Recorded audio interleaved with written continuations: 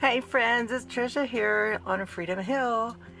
You are looking at the ceiling in our daughter's room. It's a drop ceiling and it's a large room, about 15 by 25. We are putting a drywall ceiling, removing this drop ceiling this weekend and putting in a drywall ceiling. As you can see, we have removed most of the drywall ceiling. We still have to get the portion that's around the ductwork, but the drywall ceiling is pretty much gone. I helped carry it out.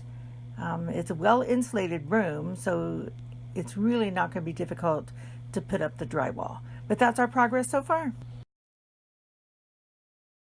Here's all the drywall ready to be installed.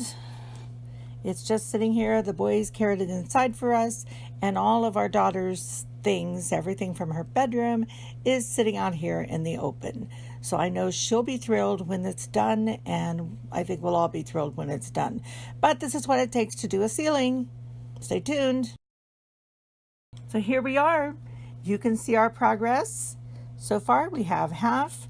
He rented a drywall jack to help out, and we're making great progress. Everything's going smoothly, no glitches whatsoever.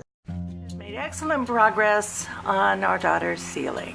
Almost all of it has 3 coats of mud. I think he has to do one more section, which is drying. He's keeping a fan on it day and night so that it will dry.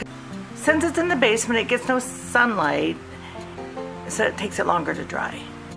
But this is the ceiling. He is literally hoping to have her back into her room on Saturday night. It's been real difficult on her to not be in her room.